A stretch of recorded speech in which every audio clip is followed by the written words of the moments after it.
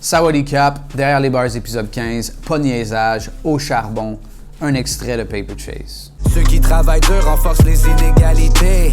C'est pour ça que le game se fait néolibéraliser. Ça, c'est une révélation qui a pulvérisé plusieurs de mes idées préconçues. Quand j'étais plus jeune, j'ai frayé avec des idéologies et des groupes à tendance communiste. Je pense que c'est assez typique des premiers jalons d'un parcours intellectuel. Avec le temps, je me suis distancé des idéaux communistes, pas à cause d'un renoncement soudain et définitif au profit d'autres croyances incompatibles, mais plutôt graduellement et inconsciemment, parce que c'est une idéologie qui ne correspondait pas à la façon dont je vivais. Malgré cette distanciation de l'extrême gauche, je me suis identifié à la gauche pendant tout mon cheminement académique. Forcément, donc, j'ai toujours été inconfortable avec les inégalités socio-économiques. Je voyais ces inégalités-là comme la problématique sociale la plus emblématique de notre temps, la tumeur cancéreuse d'un système capitaliste qui enrichissait constamment les plus riches et appauvrissait les plus pauvres. J'ai jamais vraiment cherché à remettre en question cette croyance-là. Pour moi, c'était évident au point où ça n'avait même pas besoin d'être débattu. Par contre, plus récemment, j'ai été exposé à une simple phrase qui a ébranlé les fondations de cette croyance. Le travail assidu renforce les inégalités. En Amérique du Nord, la croyance en la valeur du hard work est pratiquement jamais remise en question. C'est presque absurde d'imaginer quelqu'un qui te déconseillerait de faire des efforts et de t'appliquer dans ce que tu fais. C'est vrai que le fondement du rêve américain, qui dit que si tu travailles fort, tu peux tout accomplir, est de plus en plus questionné. Il y a plein d'études qui démontrent que les dés sont pipés et que dans plusieurs circonstances, c'est impossible de gravir les échelons sociaux, même en travaillant avec acharnement.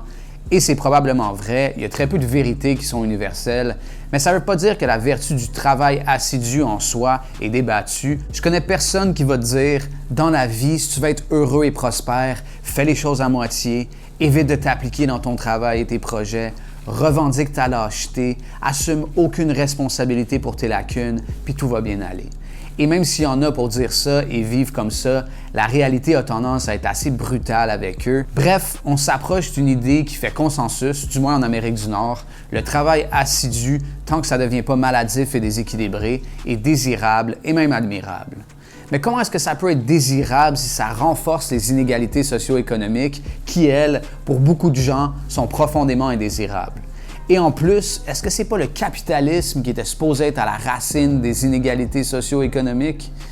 Ça fait beaucoup de choses à démêler, mais on va quand même s'essayer. Premièrement, est-ce que c'est vrai que le travail assidu renforce les inégalités? En surface, ça semble difficile à contredire. Si tu as deux personnes dans la même situation, il y en a une qui travaille dur et une autre qui déteste faire le moindre effort et que celle qui travaille dur décroche un emploi et obtient des promotions parce que son travail est exemplaire, mais que celle qui est paresseuse préfère être sur le chômage et n'est pas capable de garder une job plus qu'une semaine avant de se faire renvoyer, c'est facile d'imaginer que la personne qui travaille dur va s'élever socialement et économiquement, alors que la personne paresseuse va stagner. Ça, c'est juste une réflexion en surface qui semble confirmer que le travail acharné renforce les inégalités.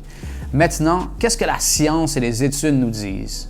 Il y a effectivement au moins une étude qui a été publiée sur le sujet de Edward Leamer et Rodrigo Fuentes, des économistes de l'Université de Californie et de l'Université pontificale catholique du Chili, respectivement. Je ne sais pas s'il y a des études qui tentent de prouver le contraire, mais pour ma part et pour le moment, ça me suffit pour être convaincu que le travail assidu est un facteur d'inégalité. Deuxièmement, maintenant qu'on a admis cette vérité, est-ce qu'on peut vraiment blâmer le capitalisme et le néolibéralisme pour les inégalités socio-économiques? Je vous passe tout mon travail de réflexion sur le sujet pour sauver du temps, mais je pense qu'ici, il faut faire preuve de prudence intellectuelle. Ma conclusion, c'est que les inégalités socio-économiques ont des causes plus profondes que le modèle économique actuel. Ça a probablement plus à voir avec la nature humaine laissée à elle-même. Il faut admettre que les inégalités étaient encore plus criantes avant que le capitalisme soit inventé. Par contre, ça serait tout aussi faux de dire que les modèles capitalistes et néolibéraux contribuent aucunement à renforcer les inégalités. Je pense que c'est caractéristique de tous les modèles économiques, politiques et sociaux qu'on a inventés jusqu'ici. Est-ce que ça veut dire qu'on devrait accepter passivement les inégalités les plus abjectes? Non. On a intérêt à continuer à développer des modèles qui vont uniformiser les règles du jeu.